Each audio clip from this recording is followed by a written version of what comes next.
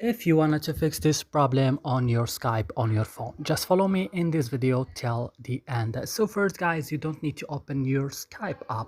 You have to go directly and open your settings of your device. Then as you see, you will find here like a many options. You will go directly and open apps option.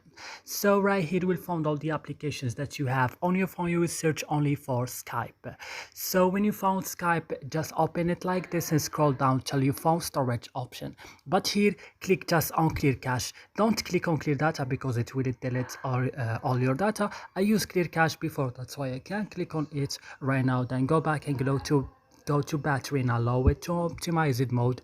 Then go back again and go to permission. Give permission to all of this uh, you know options, and then you have to check that your Skype it's updated on the last version on App Store or Play Store, and then restart your phone.